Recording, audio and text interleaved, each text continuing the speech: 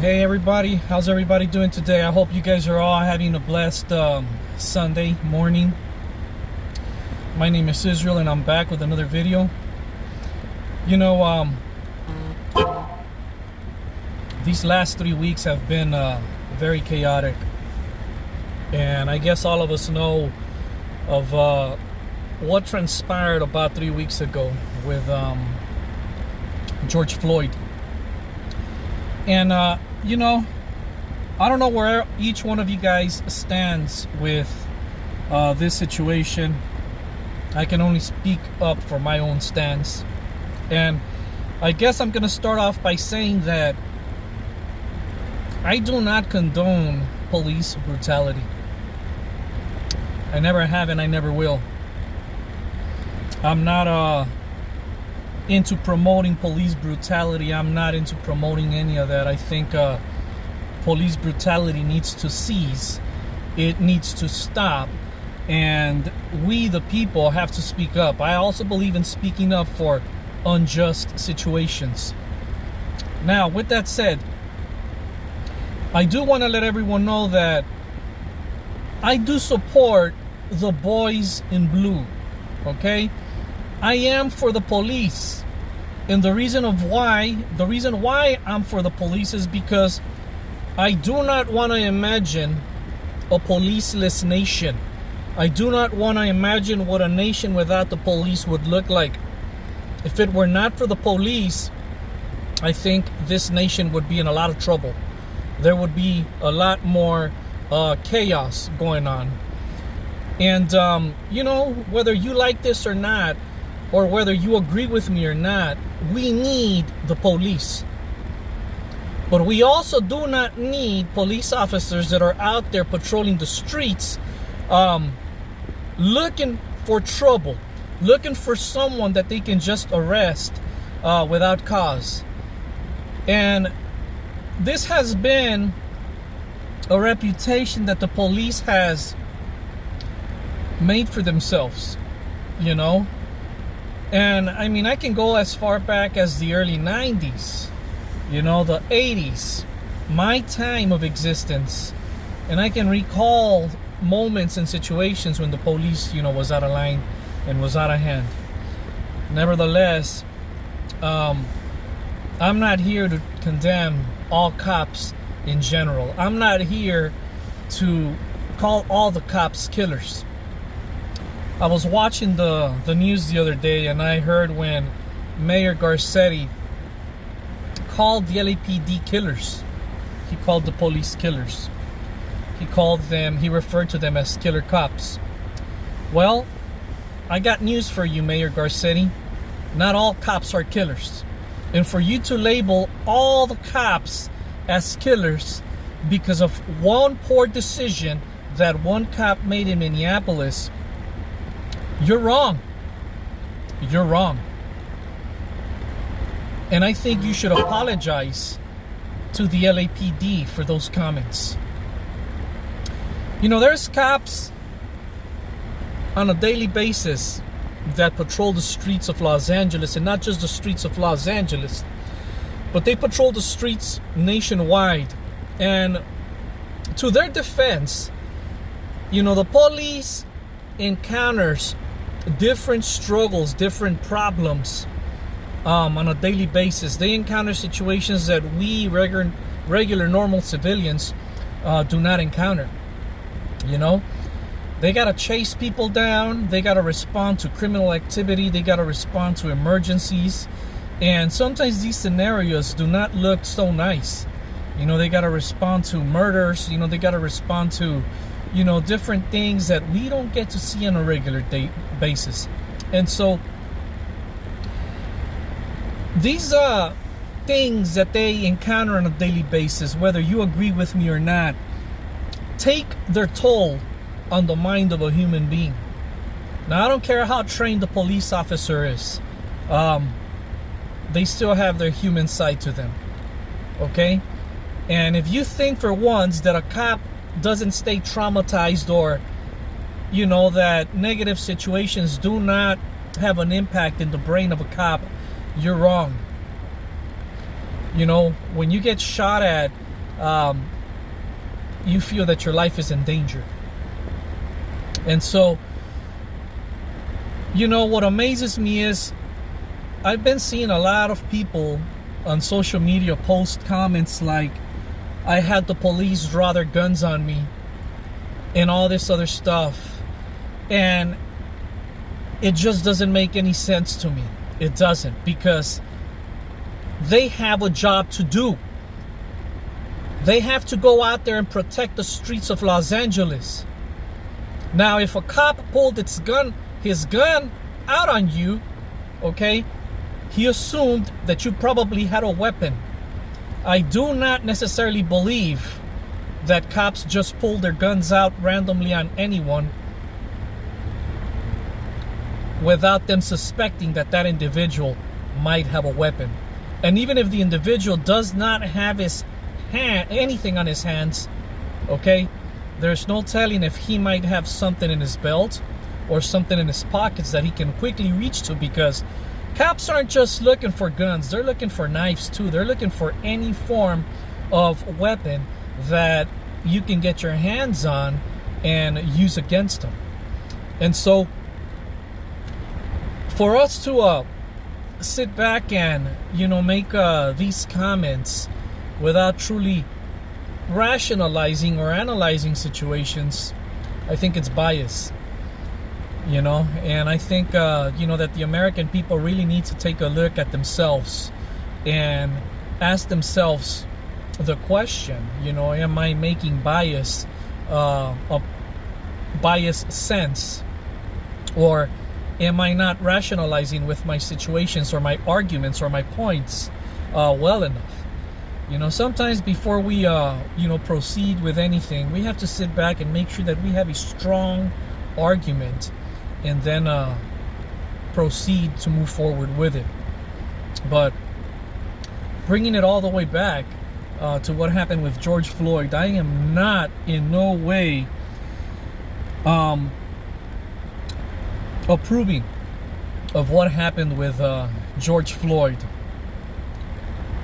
On the contrary, I believe that Derek Chauvin, the police officer who kept his knee on George Floyd's neck for 8 minutes and 45 seconds, was uncalled for, and he was in the wrong. That officer, to me, there does fit the description of a murderer, you know, because George Floyd sat there and pleaded with him for his life. He kept telling the officer, I cannot breathe, I cannot breathe, and asking him to please allow him to breathe. And the cop still kept his knee on the back of his neck for a full-on 8 minutes, almost 10 minutes. You know, that was a murder, if you ask me. And that is something that needs to be dealt with in America, all across America, in every police department. We don't need cops like Derek Chauvin out in the streets, because they put normal civilians' lives like myself in danger. You know, we need cops out on the street that are going to do their job, yet do their job appropriately.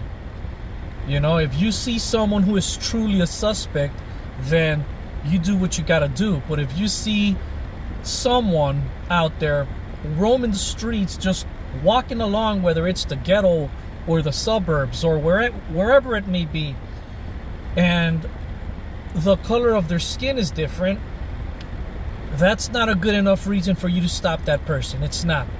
That's called racism. And here in America, we need to condemn racism.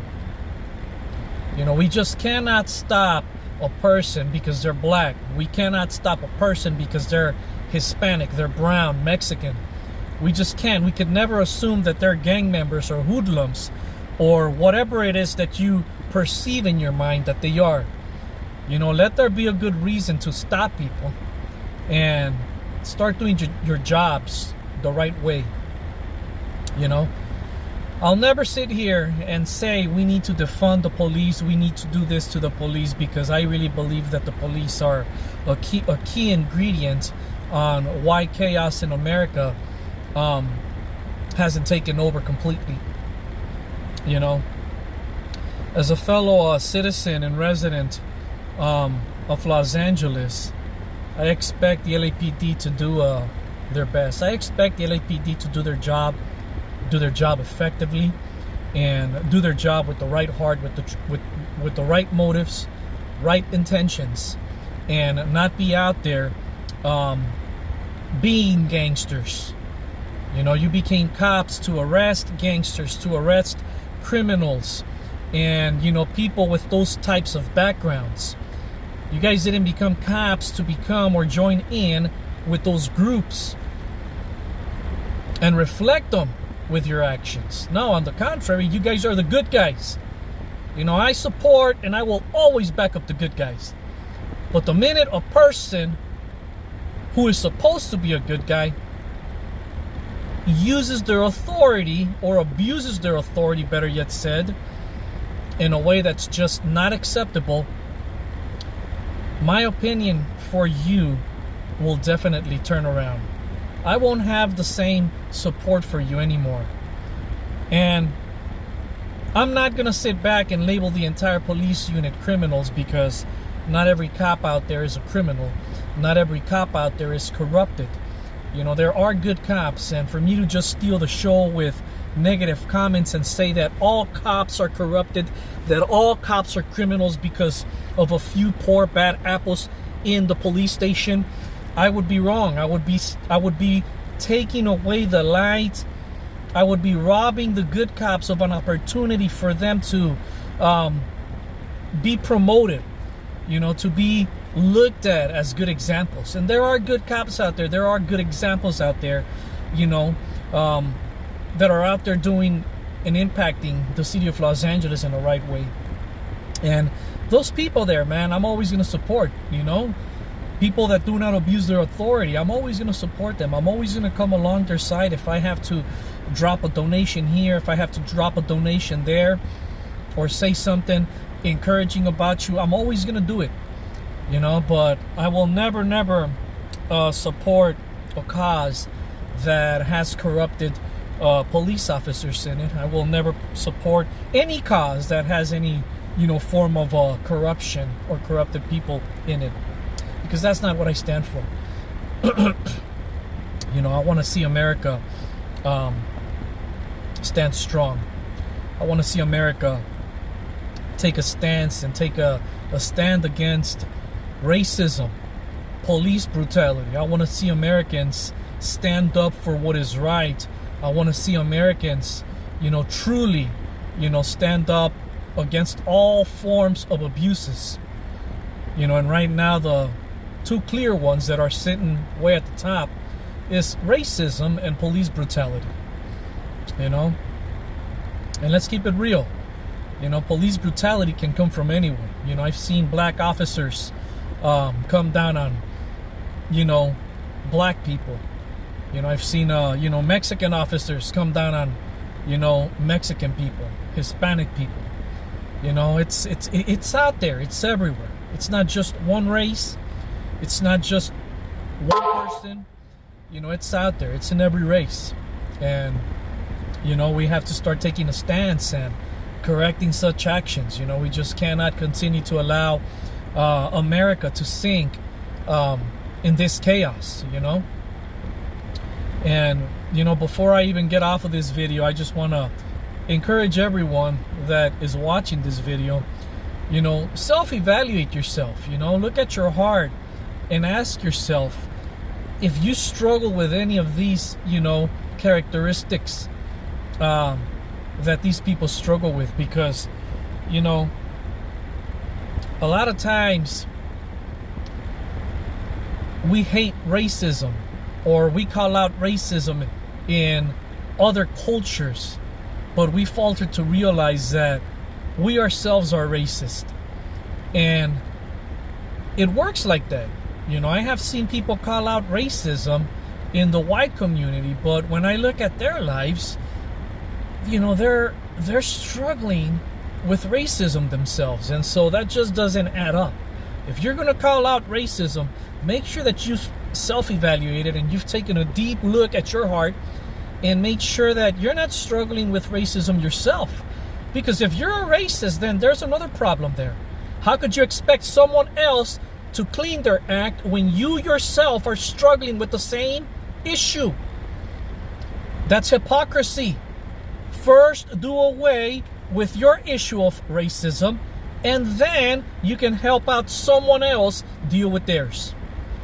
And so I want to take this time right now to challenge you guys and encourage you guys to take a deep look at your heart and ask yourself if you fall under the umbrella of any of these characteristics or issues. And if you do, start doing something about it. The best thing you can do for your nation, the best thing you can do for America, for your people, instead of speaking up, is to work on these problems in your own life. And I mean that. When you start working on your own heart, on your own problems, okay, then there's gonna be change. But it starts with you. Amen. All right, brothers and sisters, I love you all. I pray that you guys all have a blessed Sunday. God bless you all. See you guys back on my next video.